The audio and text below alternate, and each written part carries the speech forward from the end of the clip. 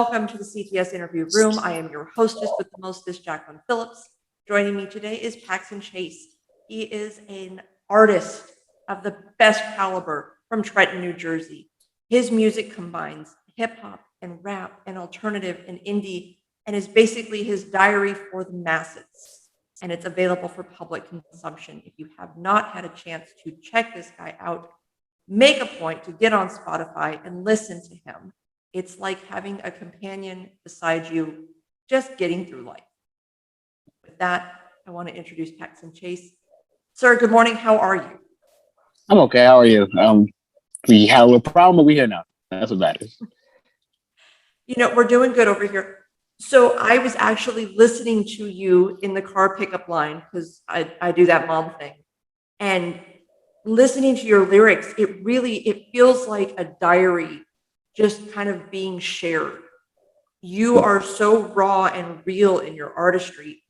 Do you find that creates problems for you? All the time. And but I feel like that's something we need, because most of the issues I've talked about are all personal. Everything I ever put out is personal, or something I've been through at least. Because I feel like when I was going through that as younger or whatever time I always felt like I was alone. So when I started doing music, the one thing I wanted to tell people, like, yo, you're not alone. You have someone with you. So it does create a lot of problems. People hear it and they're like, whoa, like that's too much. Some of the stuff, when I talk about love, I talk about my past relationships, and sometimes they can, like, whoever the person is, they'll hear it through grapevine or whatever the case may be, and they'll know that's about them. And obviously no one likes to be talked to on a broad scale with thousands of people listening, or talked about, I should say. So when I was doing some homework, you had mentioned that, Kid Cudi and Michael Jackson and XXX are really influences of yours. Those are your core influences. Do you find that as you continue to make music that you pull and you sample from other people? Or do you try to find your own path? Oh, yes, definitely. As you said, those three, Hobson and 50 Cent, are my five idols that I like. They're the reason why I create in general. But as I've grown, like lately, I've been a huge Mac Miller fan. Him as one. I've been getting into a lot of Mac Miller lately, and he was kind of the inspiration for my last project, my most recent one, Pretend. Even on one of the songs called Oblivion, I kind of used a sample of his. So as I do grow, I do start to hear more sounds and people, and I'm like, oh, that's like they're geniuses in their own way, obviously. But as of now, right now, it's just Mac Miller. I can't really think of any more new ones off the top of my head, but I know once this is over, I'm gonna be like, I should have said this, that, and third. So if I were to say, who's someone that has influenced your music that you wouldn't normally associate with Paxson Chase, who would that be? I have a broad music taste. Like, even my friends don't understand it, but I've been listening to Olivia Rodrigo a lot lately. I love her album. Well, good for you. It's an amazing album. I'll just listen to it at work or whatever I'm doing, and that's another inspiration that I've been listening to lately that helped me with my last project. Her cadence and the way she sung her music and then her songs was amazing, and I wish I could do that. Like, it was dope. But there's a difference between Olivia Rodrigo and Paxson Chase in that Olivia Rodrigo is Disney legacy. She's got a team and a development and people behind her and other masters that are creating Olivia Rodrigo. You, on the other hand, are self-producing. You are doing all of this basically on your own. Yeah. Do you feel that gives you an advantage over someone who is constrained by, say, Mickey Mouse money? Honestly, I feel like it's more of a hold down, because I can only go so far as my pockets will allow me, and sometimes I don't have it. But with her, they draw up a map and they do it. They got a blueprint and they do what they got to do, and there's nothing really holding them back. But not to say there's nothing wrong with that. I mean, if you got it, you got it. You use what you have, honestly. But me doing everything alone, from the covers to the mixing, the lyrics, all that, like, it's time consuming and it drains you. Like, I really am drained half the time. So I'll take a lot of breaks and I won't have a lot of time to do certain things where I'm pretty sure she works hard herself. Don't get me wrong, but it's not as bad to a grander scale, so to speak. Right. Do you think that because you are taking on so many aspects of the project that it's a hindrance, or do you think it helps in the process? Does it give you more fuel for the fire? I feel like it could be a both sometimes. I can like off the top of my head remember because I have 6 projects out now, and I can think of like 6, like at least 2 of them where I was too focused on one thing, and when I hear it back, I'm like, I should have been there for that, or I should have did that differently because I was so focused on doing this or getting this right that I forgot to do that. And as I grow older with it, and I try my best to understand it, it is really hard to keep up with all aspects of this type of stuff, but it does make you feel amazing when you finally get it out and it's like, yo, like I did that. Like I had no help. I did that myself. It's very rare that I outsource. It's very rare that I'll find somebody to help me out or do this, do that. I just started doing a lot more features than I used to do. I used to just do it all myself for all like 6, 7 songs, whatever the case may be. So I can say that it's mostly both. Yeah. I love hearing the more positive verbiage come from you. I've read some of your interviews and I've listened to you before, and you carried this burden of, I'm good, but I'm not good enough. This is happening, but it's not enough. Are you finding that you're in a better place the more you do this? Yeah. I always tell, like, when people come to me and say like, yo, you're amazing or you're great at this, yada, yada, yada. I always say that I'm average at best, but that's just my way of like humbling myself because I don't want to have a big head doing this type of stuff. So I just try to keep myself at like a level where I feel I'm at, so to speak. But as I get older with it and as I continue to release and make new content and stuff, I realize that it's not as bad as it used to be. Like I used to really dislike making music. Like I really just always had this chip on my shoulder, just want to help people. And then as I grew older, I was like, you can't help everyone. I had to like slowly understand that for myself. And coming to that realization, it has made doing this a lot more fun instead of like a job or me. I would like take certain things out because I didn't want to trigger certain people. But now I'm just like, hey, this is my life. Like I'm here to let you know that I'm with you, but I'm not going to change for you. At the end of the day, I really don't know you. Like, yeah, so.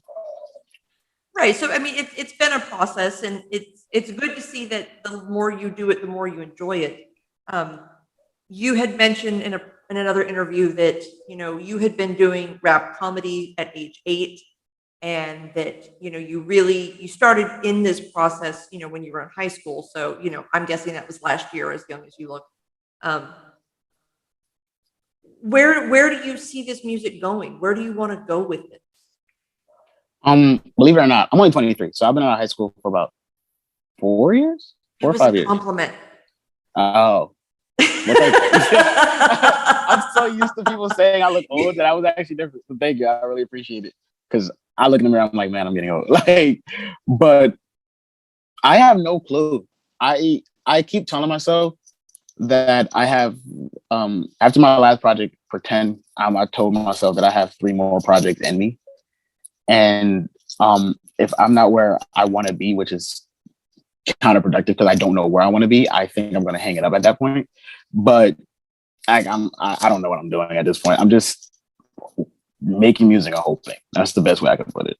Well, you've described it as making music to help others, helping others get through hard times in their life. And, I guess as I'm watching this evolution of you, do you find that, as your narrative changes, do you think your music will continue to reflect that, or will you continue to target your music to help others? Or maybe they can be both. Well, see, I've like I said, I write everything I write out of what I've been through, and being a human being, you're going to go through stuff regardless, no matter who you are, where you are, what you do. So the more I go through stuff, the more music I get. Like if life is just peachy clean, then I'm just not gonna be able to give you that type of music that I have, because I don't really believe in just making random stuff up and just saying random stuff, and that's just not who I am. When I make my music, I want it to have a purpose. Like even the tattoos on my body have a purpose. Like I'm really like purpose oriented. I believe that everything has a motive or a reason to be there. So that's what I go for.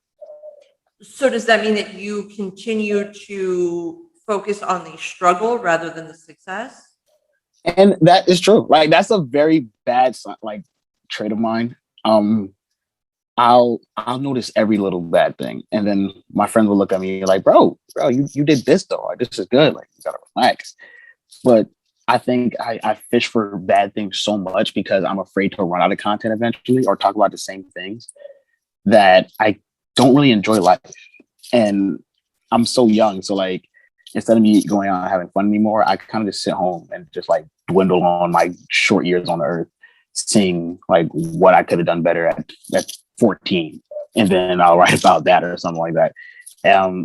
It's not good, obviously, but it's what keeps Paxson Chase alive, because being me, Josh, and then being Paxson is like two different people. My friends know Josh is like another guy who just laughs and has fun, but people that I've never met know Paxson. And I just feel like I'm at a point where I'm at a moniker where they expect a certain point from me. So I try to give them that. And I know it's wrong, but as I grow older, I'm like, okay, I'm not going to do that anymore. And then I'll go right back to it. Like it's a back and forth thing with me. Right. Well, in the grand scheme of things, 23, you're a baby. I mean, your life experience is more narrow than say someone my age. Is there just a fear that if you switch that mindset or you aim for that mindset, that you're going to lose that special sauce that gives you the motivation to create? Definitely. I definitely feel like if I were to make quote unquote happier music, which I do dip into every now and then, even the last stuff I released lately has that aspect, but I do believe that if you go to McDonald's for their fries and they don't sell fries anymore, you're not gonna go to McDonald's. So that's just what I believe in. So that's why I feel like people are coming to Paxson Chase for life oriented stuff that they can be relate to. And if they don't have that, they're gonna be like, he was cool back then, but he fell off. And that's happened to a lot of artists that I know personally, that I've listened to myself, where I'm like, he's not the same anymore. I don't want to listen to him anymore. And that's like one of my biggest fears as an artist. I think with all creative types, there's always a fear that, the well will dry up, especially if you go through treatment or, for me, when I got on my antidepressant, my biggest fear was that my creative genius was going to disappear. Mm-hmm. And then I lived a life on a medication and then decided I didn't need it anymore. And then there was that secondary fear of, okay, well, I'm changing everything about my identity. Is this still going to be something that's marketable? Where do you draw the line between I need to live a life and I need to produce content? Honestly, I really don't really have a line. The line is like really blurred. I mean, I take antidepressants myself, and so I would say it's self-destructive, but when I'm like in project mode or when I'm ready to make a project, I'll stop taking them, just to like get the ball rolling or whatever the case may be. But there's really no line. If I'm happy, I'll write a quote unquote happy song. And if I'm feeling low, whatever I'm feeling, then I'll just write that and we'll just go from there. So it's kind of how life is. I do have a great appreciation for the sentiment that you're not alone, regardless of your struggle. Did you have a good support system growing up so that you could project that feeling of, you're not alone, there is a connection? No, not at all. So that's kind of why I do it, because I think the biggest thing people think of when they're going through struggles, depression, anxiety, or whatever that is. I'm by myself. Like I have no one to turn to, and I can't talk to every single person on the planet. But my fans that have talked to me know that I try to help them the best I can, or I help them through their situations. But I just feel like to hear someone to hear me singing or talking about whatever I'm talking about, you're like, whoa, like I've been there. Like I know what that feels like. Now you're like, okay, maybe I'm not alone. Like I've literally had that same issue that this person I've never met had before. And it makes you feel better. It doesn't fix the situation, obviously, but it does um ease your pain, ease your like struggle, your fear. Because the fear of being alone can really mess up a lot of things for you. It makes it harder to see past the issue at hand because solitude is a vacuum. You know, you have come out and said that you do not want to be a trap artist or a rap artist, you know, because that's predominantly what comes from New Jersey. Where is that motivation to be alternative and indie? Is it because it's easier or because it's something genuine to you? Well, because it's genuine, I wouldn't say it's easier. I feel like it's a lot harder to really put substance in instead of just talking about the same old generic thing. But what made me want to be so different is just growing up, everyone listened to the same things. And I wanted to hear everything else. Like I love hip hop and I love rap. That's where I've grown around. But I love all types of music. I like to sit down and listen. Like going through my playlist, you you wouldn't even know what I'm listening to if you really like. If you were to see me walking down the street jamming or whatever the case may be, you would probably think I'm listening to like some real hip hop type thing. But so most of the time I listen to Theramore or something like that, like something so different than the average person in my state would listen to. So I would hear all these things. I'm like, I want to do that. Like that's when I went. When I was 17 and I started releasing music, it was really hip hop oriented. Even then, it still had like the feelings in it, but it was like real rap. And I was like, I don't like this is fun, but I want to take that and morph it into something so different that people have no choice to listen because they never heard this before. And at the time, a lot of people in my state were just didn't like it. Like my peers were like you're good, but you know, I wouldn't listen to that myself. But as I get older, the same people that said they're like, yo, like I listen to you every day now. Like it's a lot different because it's not the same, the normal. It's something totally different. I'll sing a little bit, I'll mix pop with rap or alternative with indie. And I like to just try different sounds. And I like to just do it out of the 6 projects I have, every project has a different genre or a different sound because that's fun. It's fun to step out the box and just be able to do everything instead of just sit there and do one thing. It is. It's very different because you're combining, you know, your spoken word and your singing, and a few of your tracks you do have a little bit of rapping in, but beyond the lyrical aspect, the music itself, it's 2 different levels. You know, you have your melody, but you're also throwing in these noises. There's a track that you have, and it kept sounding like there was like a pager going off, and you're just kind of bouncing back and forth between these lyrics and this sound, and it's more of an experience than just a traditional song you would hear on the radio. Was that your goal? Yeah, like pretty much just for people to not just listen, but I want people to like listen it over and over again. Like the 35th listen, they're like, whoa, what is that? Like the whole time that's been there the whole time. And I'll try to incorporate small little things that I won't tell no one about until like they'll hear themselves and they'll be like, "Oh, did you do this?" And I'm like, "Yeah, man, you know, that's the fun part about it.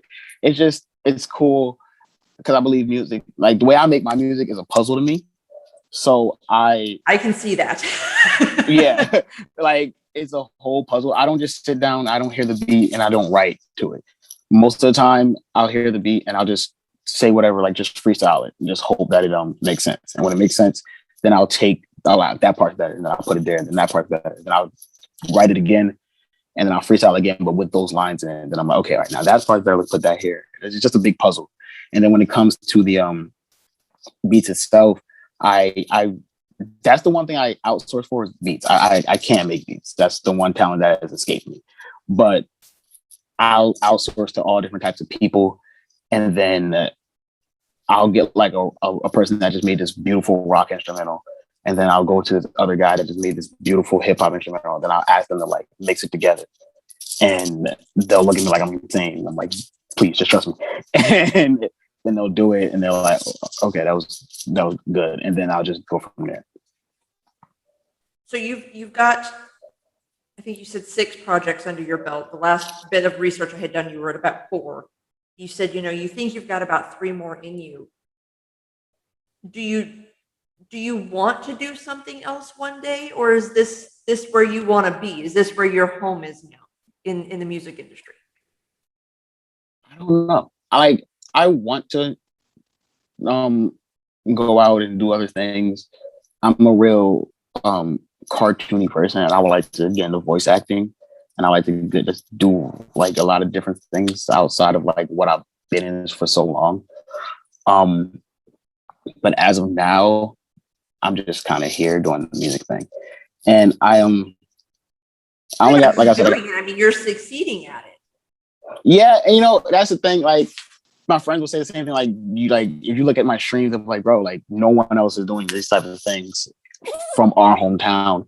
But I still feel like I'm not really doing much because I'm still where I am. I'm succeeding, but I'm not successful. And it takes a toll on you to have to do all this and still struggle with like actual like more life things too at the same time. So I believe that after my after my 7th project, the 8th and 9th, because I don't have an album yet. They're all EPs and mixtapes that I just put them all together. So I think my 9th project will have to be an album, because at that point I feel like everyone's just waiting for that. And after the album, I don't know what else I could really do. I mean, life will go on. I have years before it is. I've been dropping a project every year consistently. So I think 2022, I'm going to try to take a break. I say that all the time for the next year, and then I wind up dropping another one. But I'm going to try to take a break. But then lightning strikes and you keep going. Exactly. That's exactly what happened. Because the 1 minute I'm like, yeah, man, I'm on break, man. I'm not doing this. I'm not doing that. And then I'll help my friends do their stuff, and I'll mix whatever they had to mix, or I'll give them a verse, and then I'll wind up liking the verse, and I'm like, I'm gonna have to keep that now, and I'm gonna do this one and give them that one, and now I'm just like making a whole project without me even realizing it. I think what really helps, what factors into that is I record as needed, so I don't just like go and just make a bunch of songs one night. Like if I don't think I'm so project oriented that if I don't think I'm gonna have a project, I probably won't even be in the studio for the next 2-3 months, because I'm not thinking of a project. But once I start to think of a project, then that project is what is on my computer the whole duration of whatever I'm doing it for. So like my last project, Pretend, that's all you'll see on my computer besides like other people's, but that's all it is. And then after that, it's nothing else. I don't really do singles that much. So I don't know. So, from the perspective of where artists came from and how they got established, 5 years ago, 10 years ago, do you think it's easier now because the barrier to entry is so low, or do you think it's even harder now because it's such a saturated environment? I think it's a lot harder because, I mean, especially with the stuff that people talk about now, like I think mental health is slowly getting in there, but it's still not like a big deal or something that people shy away from really, really fast. So I think with the type of music that I make and the content and the lyrics that I bring to the table, it's kind of hard for people to like, I don't want to say stomach, but stomach, pretty much. Like it's kind of hard for people to stomach it.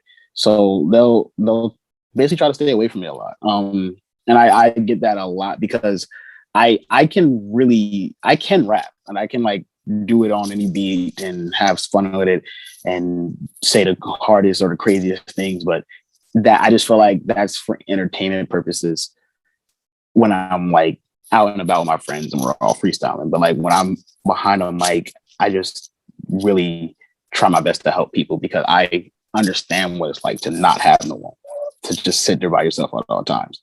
So that's a goal that's always been mine, is to just help. And that's what keeps me going. So most of the time I'll hear someone else's song and it's like the same generic stuff, but it's moving and like the internet's loving it and people are sharing it. People I know personally are sharing it. Then I'll put my Everybody song loves a out. poppy breakup song. Exactly. But then I put my stuff out and people are like they're liking it, but they're not sharing it, which is a total difference. So It's music for the masses that aren't comfortable sharing. And mm, I think there's some street cred to that, being able to go out and put yourself out there and say, this is really what it's like. It's not this manufactured, I'm crying on the bathroom floor. Yeah, but let me tell you the story behind that. exactly. I would love to see that, as mental health awareness and, the conversations continue, that, the music industry takes that and really tries to make it authentic as opposed to how can we mass produce the machine and crank out as many singles as we can. Exactly. Do you now obviously travel is restricted and things are hard and touring costs money. Is that something that you want to do? Do you want to take your music out on the road? Oh yes, definitely. I mean, before the whole when I was so young. When I was like 18, 19, I was traveling to New York and Philly, which is basically around the corner from Jersey. And I would go back and forth every night, go to college, then go to work. Then the night I would do back and forth all night. And it was amazing. It was fun. But I mean, obviously that's all I really could do at such a young age. I couldn't just hop on a plane and go to Vegas and do that. But it was like super fun and stuff. But I stopped doing music because I stopped doing shows because of the whole thing. And I just haven't had time to get back out there. But I do want to take it to a broader scale. I do want to go to different states that aren't around the corner. I want to show the world in different countries. Like, yeah, like this is me. But it takes time. But I do really hope that that will happen soon. Obviously, depression isn't something that ever just is magically cured or ever magically goes away. Is it something that you actively seek treatment for, or is it something that you manage and you tolerate because it provides a benefit? All through high school, um, all through high school and middle school, I dealt with it by myself. I just went on the internet and I've learned all the techniques and all the breathing patterns and what to do. So like I was my own therapist for so long that when I actually went to therapy and I started to tell her like I was doing it, she was like, "Why do you need me?" Like I was just there because I was running out of ideas. I do go to therapy now. Depression actively still beats me up a little bit sometimes, but other than that, I just take it with a stride and I just keep going. As I said, I'm on antidepressants. I have an emotional support dog now, so I just keep going and just try to step up. Sometimes I'll go backwards a little bit, but that's okay, and I'll just keep going. 100%. You're fighting the good fight, and I think that's something that people don't understand about depression is that it can vary from day to day, and even my morning can be better than my evening, given whatever happened that day or how well I slept, or if I'm taking the accurate steps to manage symptoms as they arise. Moving forward with your music and your mental health, do you worry that people will get tired of the message? Every single day, I believe every single day that people are gonna be like, okay, all right, we get it, you're sad. Like what else could you say? And then I try to tell them that being sad is an emotion. Like that's okay to be sad, but being depressed is a whole different thing. But I try my best to talk about other things life oriented than just depression. On my projects Pink 1 and Pink 2, I talked about my relationship issues. Yes, you did. Oh boy, did you talk about those issues. Yeah, I talked about that. So I try my best to change it a lot. Blossom was more of me because I just got out of therapy.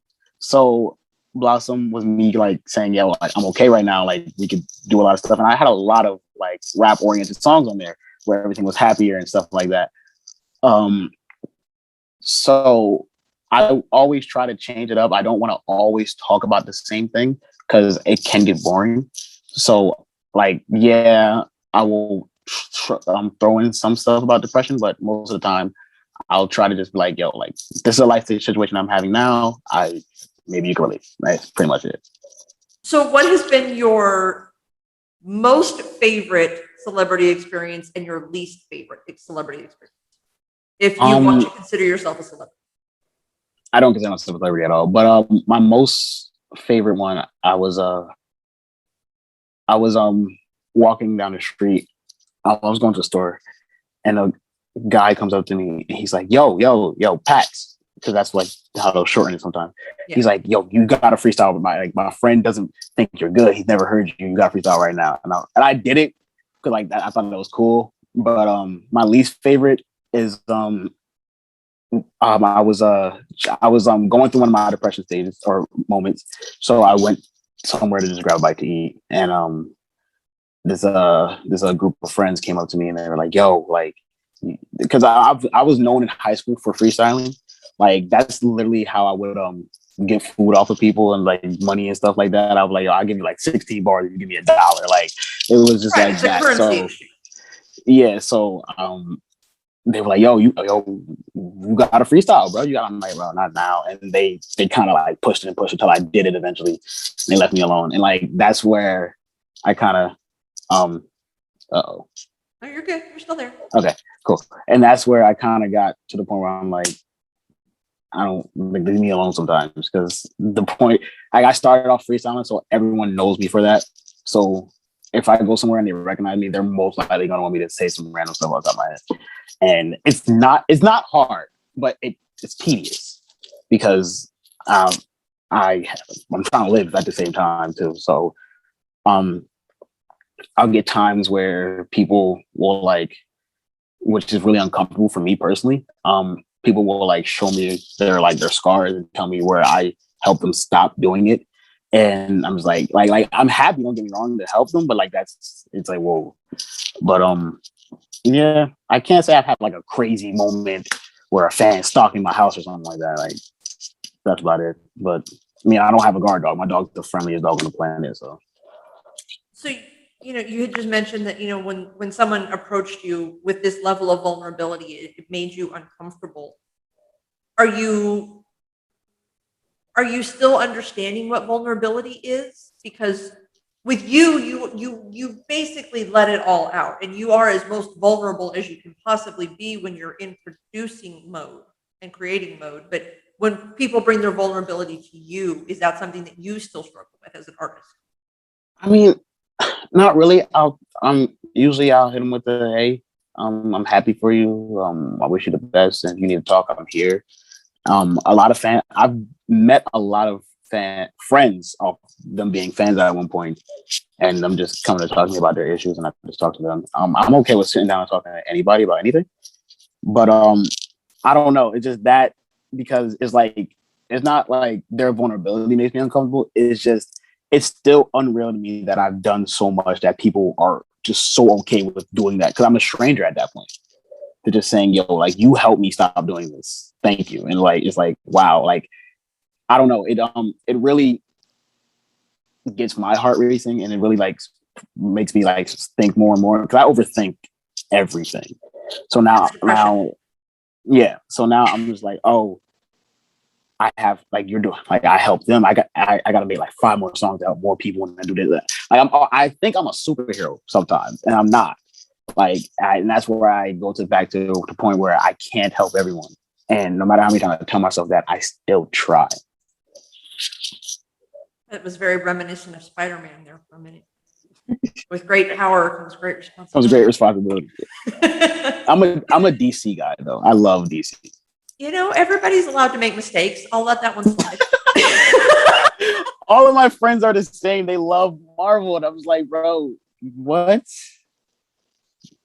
I love the Marvel stories.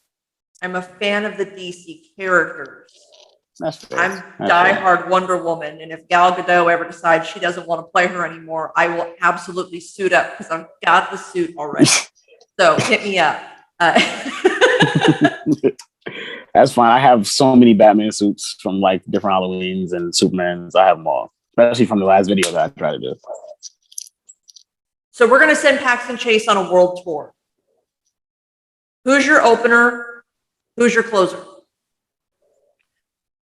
My opener would have to be my one of my close friends. He goes by Kier Ramar. He's just starting out, but the guy is so talented, and I could tell that if he continues to do it, he's gonna be somewhere crazy. And my closer would have to be my brother. He goes by Loverboy Kai. He's been with me since I started it. The way I met him, because I've perfected my craft or my like everything to the point where no one can do it. Like if you were to try to make music like me or lyrically wise, it'll be a challenge. I would be very impressed if someone could do it. So a mutual friend of ours comes to me. He's like, "Yo, Josh, I know a guy that raps just like you." And I'm like, "That's not possible. Like, what are you talking about?" He's like, "Yes, he does. You got to meet him." I met him and he rapped nothing like me. And it was just a ruse to get me to meet him. And like, we've been best friends ever since. We're going on like 6 years of friendship now. And we've basically grinded together. And like, he would have to be my closer just out of the love that he's like another great artist that I've met through my life. And those two would have to be in it. That's really cool. So Paxson Chase, where can people find you? They've had this conversation with us. They've listened in. They want to know more. Where do we find you? Paxson Chase. You can Google me, Twitter. I don't really use Twitter that much. Instagram, everywhere. Just Paxson Chase, and I'll be there. Fantastic. Is there anything that you want to tell our listeners before you leave us? I recently just dropped my 6th studio project entitled Pretend. It's not all sad vibes. It's actually something real happy poppy. It's the first project I've dropped in the summer. I think I could be wrong, but so go peep that, and I hope you guys like it. Where can they listen to that? On all streaming platforms. Fantastic. Well, Paxson Chase, thank you so much for your time today. We are super excited to follow your career and your next project, and you always have a place here at CTS. So let us know when you've got your next thing coming so we can promote you. Thank you so much for having me. I appreciate it.